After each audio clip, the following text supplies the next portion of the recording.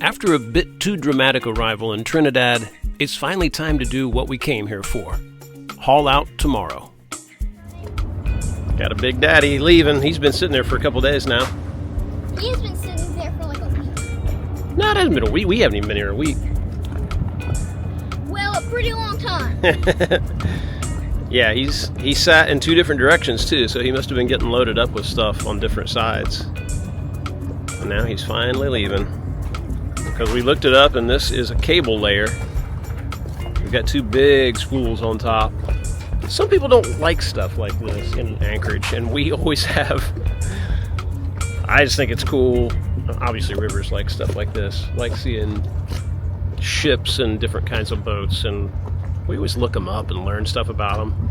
The whole secluded, deserted Anchorage thing is sort of an ideal of cruising that people seem to shoot for a lot.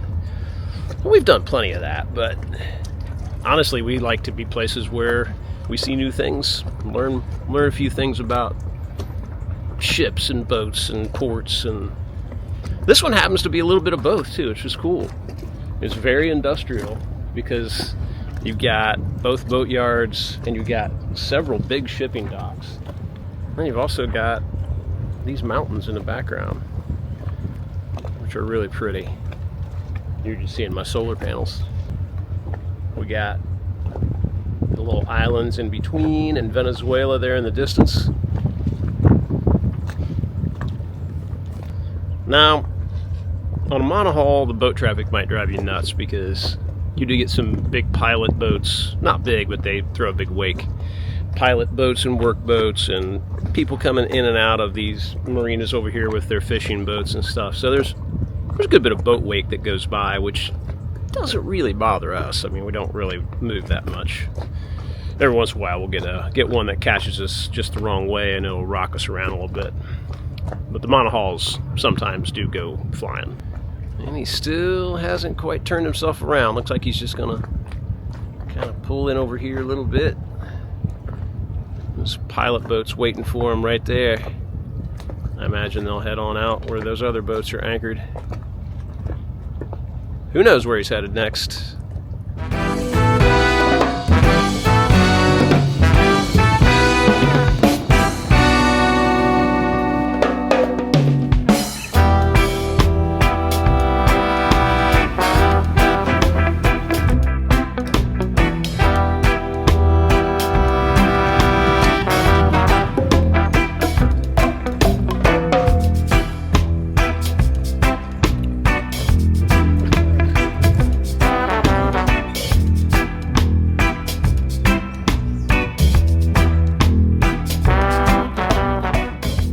Our last day on the ball. We get hauled out tomorrow.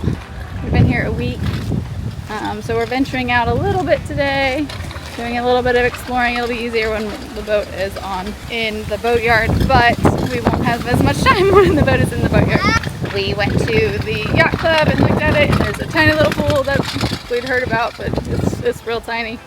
And now we're looking at another bar and grill just for fun. Just to be out and walking before all of our time is allocated to boat projects. Tell me your thoughts on things. On things? I'm afraid we're not going to get any sound out of it. Okay, we'll wait until we get into inside.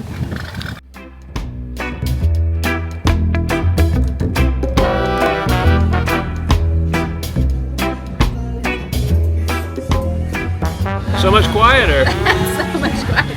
So much easier to talk.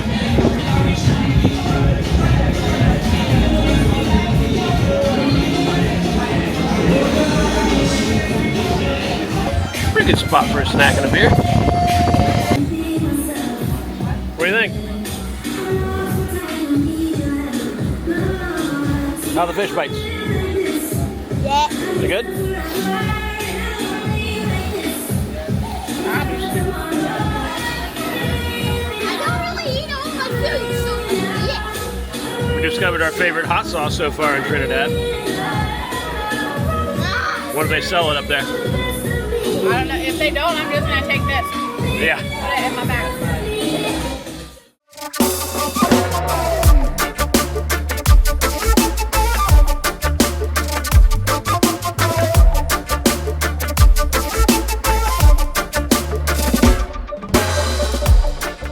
We have a monumental list of upgrades and repairs that are about to take place in the boatyard.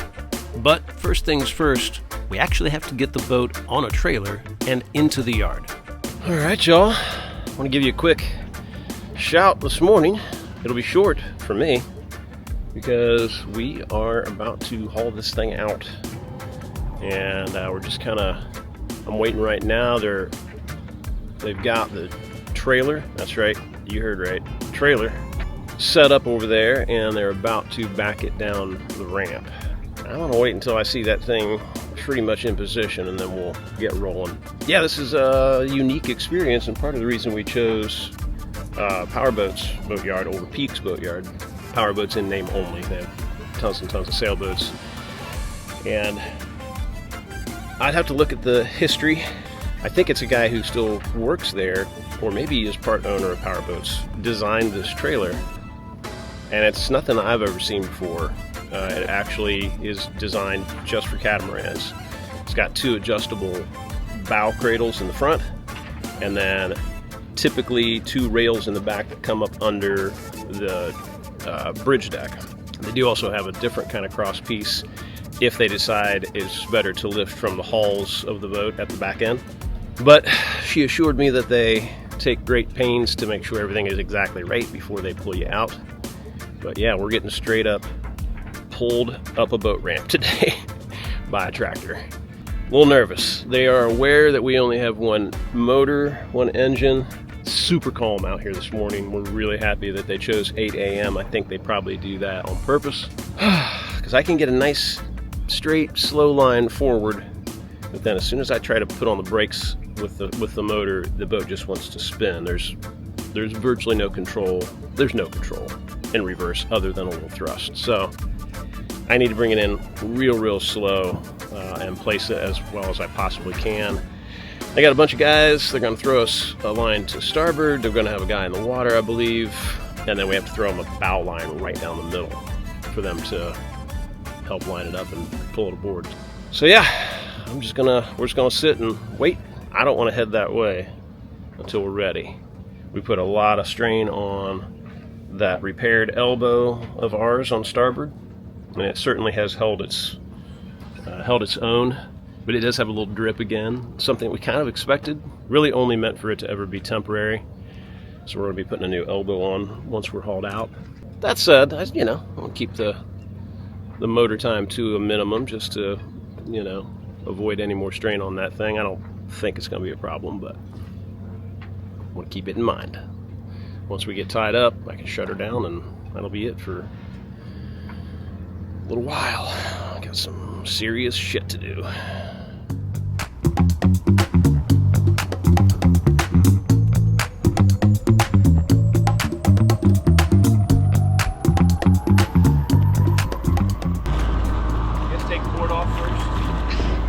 Do right, so I'm gonna untie this. Huh? Okay.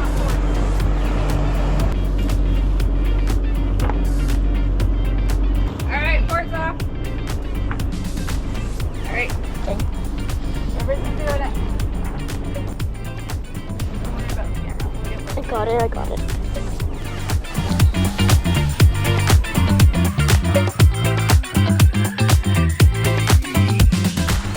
Off. We are ball off. Is right here. It's like right under us. Turn a little bit to starboard. Okay, we're good.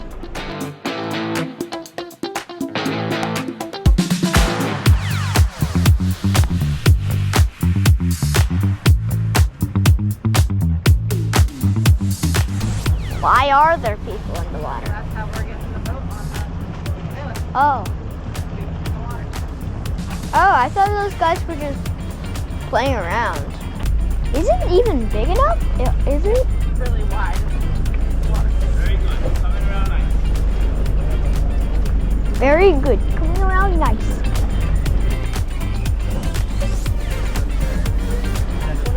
Oh, I see him. Get it. Slow, Dad, slow down. Turn off the engines.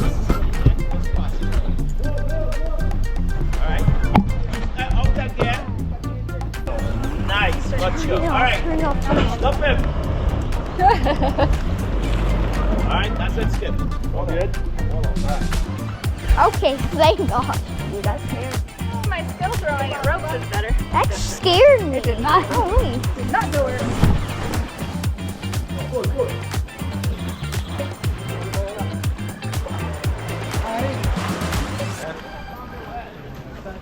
Go ahead, Brent, go ahead. All right, didn't hit anything. Now they're just trying to get this thing set up right. So our bows are a little odd underneath. The keels go almost all the way to the fore. All the way to the bow, almost.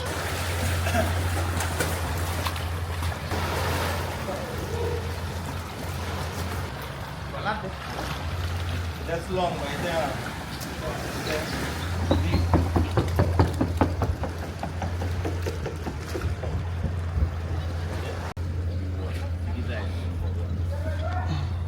Alright, so I'm down here on the port stern. Just wanted to show you what these guys are doing. They're using the beam instead of the tube forward and aft boards. So there's a beam running right under our hull on both sides, just aft of the keel. She told me at the office not to be concerned even if it took a couple hours to get it set up, because she said that they just make sure 100% they're doing it in a way that will hurt the boat. So I think our keels that run all the way, almost all the way forward to the bows are giving them a little bit of hassle up front. I think they were just trying to make sure that those were solid enough to put them in the little slings instead of, you know, a rounded bow. So, but it seems like maybe they got it. I'm not gonna rush, I'm not gonna worry. Okay, that's ready? Anh lại mệt yung finger avec lui.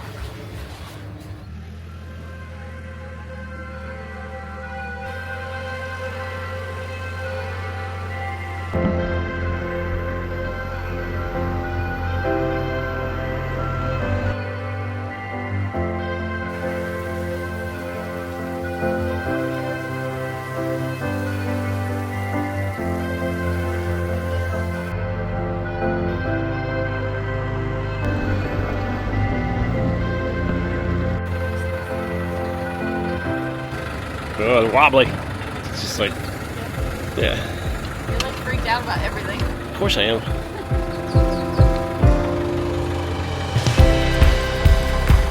It's pretty cool how, like, you come out of the water flat because they just lift the back end up. It's not like a ski boat where your, you know, nose is pointed in the air. I wouldn't even just not hit anything. Yeah.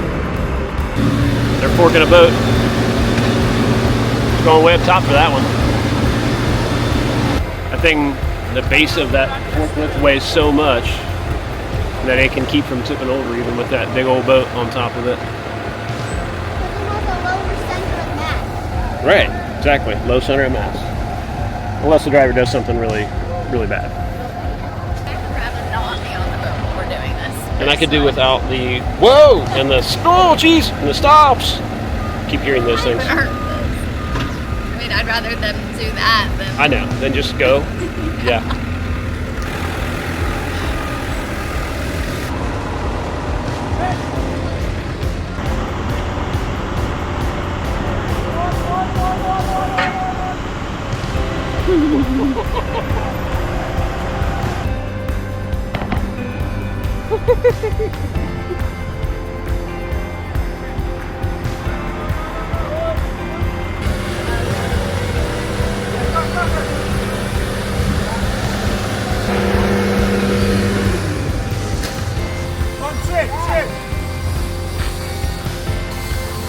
Smells like a boatyard. Smelling all these smells. When you're on a boat, smells are a bad thing. Now I have to remember we're in a boatyard now. It's all the smells.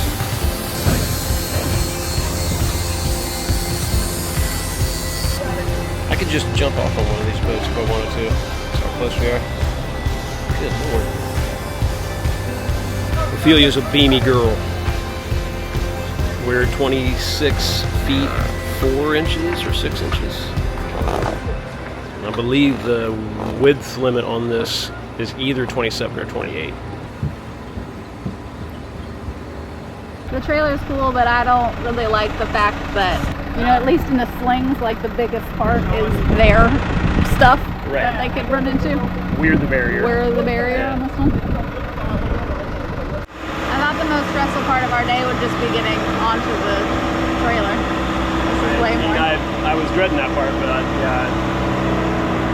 was going to be stressed about all of this. I was stressed about them getting everything placed right and then just getting hauled out and not hearing anything go crunch.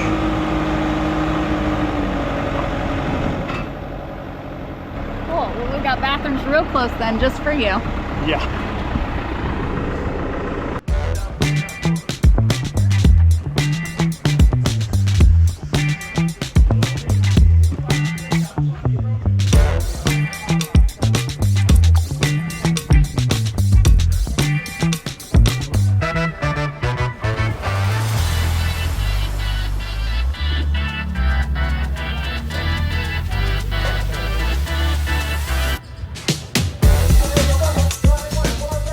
Bottom's not as bad as I thought it would be. No, It's green, but man, all of that soft stuff that was on there, it was an insane amount, and it just blew it right off.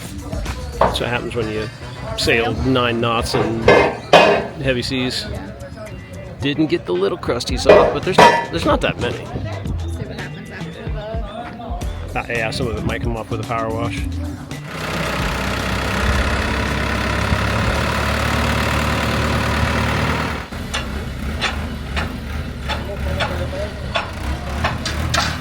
Alright, we're getting settled. That racket you hear is the bottom getting power washed. Power wash and scrape. Not as bad as I thought it was going to be. I mean, it's got a solid sheen of green, but our sail knocked all the soft stuff off, and just a little bit of, there's a few crusties that'll have them scrape off. But man, we already got stuff. We ordered a very special part for the boat before we left Grenada using my U.S. shipping, and we obviously didn't really know what to expect, how long it would take to get here to Trinidad. Just showed up. So yeah, a couple cool things. Check this out. A couple cheap Amazon rugs. We lost our outdoor rug out here. It was kind of an indoor-outdoor rug, so it would get wet and stay wet, and we would hang it up to dry. And it just disappeared one day. The wind got a hold of it, even though we had it clipped on. I think this would be better. This is one of those super light, plasticky rugs. So if it gets dirty or wet, it just runs straight through it. And you can power wash it or whatever.